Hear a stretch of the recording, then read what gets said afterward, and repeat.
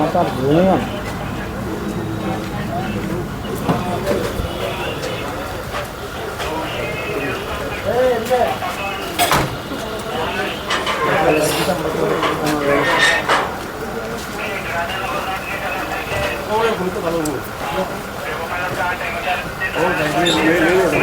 মানে তারা যে বাড়ি করে যেতে পারছে না, কি বলবেন বিষয়টা নিয়ে? না, আমি তো আপনারা জানেন যে 17 তারিখ যখন রেজাল্ট বেরোলো, তো পার্টি অফিসে আমরা সন্ধ্যের সময় আমরা সবাই বসেছিলাম। তো সেখানে সমস্ত যারা আমাদের পার্টি লিডাররা ছিল, মিনিস্টাররাও ছিল, সেখানে বসে আমরা যখন এই ঘটনা আমরা জানতে পারলাম বিভিন্ন জায়গার থেকে, এই ধরনের মথার যারা দুষ্কৃতীরা যে ধরনের ঘটনা করেছে, তারপরে আমরা বসার পরে আমার যেহেতু অলরেডি ওয়েস্ট বেঙ্গলে আমার প্রচারের জন্য অলরেডি প্রি শিডিউল ছিল, আমার তো যেতে হবে, এই কারণেই আমি 18 তারিখ গেছি। কিন্তু সবাই এবার আমি ফলো আপ করলাম, ওদের সাথে কথাও বললাম, সব জায়গায় ওনারা গেছেন।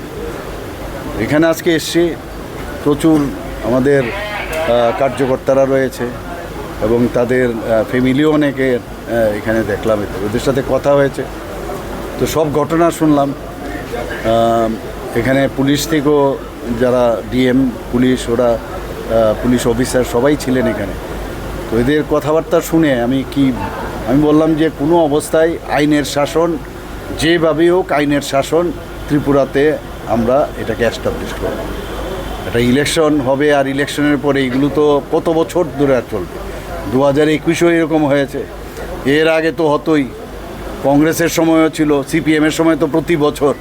মানে ভয় দেখিয়ে নেক্সট ইলেকশনে যাতে মানুষ আর অন্য পার্টি না করতে পারে, এই যে একটা চিন্তা ভাবনা পার্টির ভিতরে।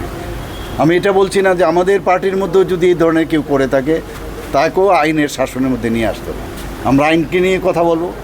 দেশে এখনও একটা মানে আইন একটা বিষয় রয়েছে এবং আইনের উপরেই আমরা জোর করব। তাদেরকে ফিরিয়ে নেওয়ার জন্য কোনো ব্যবস্থা? সব ব্যবস্থা হচ্ছে। কালকেও আবার আমি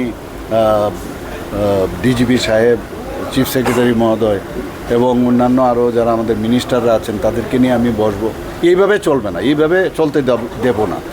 কারণ এটা প্রতিবার এরকম হচ্ছে, ত্রিপুরার ইতিহাসই খারাপ হয়ে যাচ্ছে এবং এর জন্য এটাও কিন্তু একটা আমাদের জন্য মনে হয় একটা আন্দোলনের মতো। এটা আমাদের করতে হবে, এইভাবে হয় না।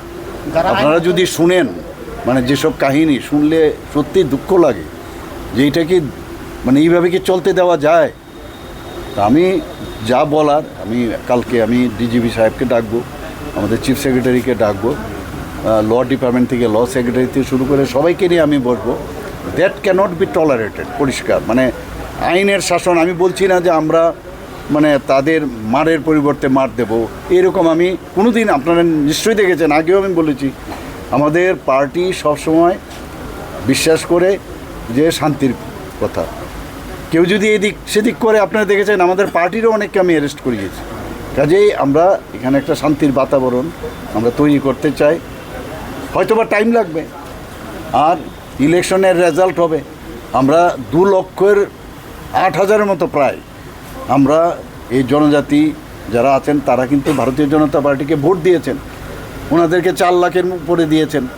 হয়তোবা আমাদের কোনো জায়গায় খামতি রয়েছে, এখনও সেই বিশ্বাস আমরা তাদের থেকে আমরা আনতে পারিনি। তো আমরা সেগুলো সাংগঠনিকভাবে আমরা দেখব। এখন এগুলো করা হচ্ছে কারণ আগামী দিনে যেহেতু আরও অনেক ইলেকশন আছে, সেখানে যাতে ইলেকশনটাকে এইভাবে চালিয়ে দেওয়া যায়, সেই কারণেই এইসব করছে, সেটা আর বলার অপেক্ষা রাখে। इस अक्षय तृतीया स्वर्ण कमल लाया है स्वर्ण अक्षया ऑफर 14 अप्रैल से 2 मई तक। पाइए डायमंड ज्वेलरी पर 100% मेकिंग चार्ज ऑफ और गोल्ड ज्वेलरी पर 30% मेकिंग चार्ज ऑफ। हर खरीदारी पर अश्योर्ड गिफ्ट, साथ ही जीतिए 2 गोल्ड नेकलेसेस, 11 गोल्ड कॉइन्स या 5 डायमंड रिंग्स लकी ड्रॉ में, और अपना पुराना सोना बदलिए पूरी कीमत पर। आज ही विजिट करें स्वर्ण कमल ज्वेलरी, अगरतला, उदयपुर और धर्मनगर। TNC apply.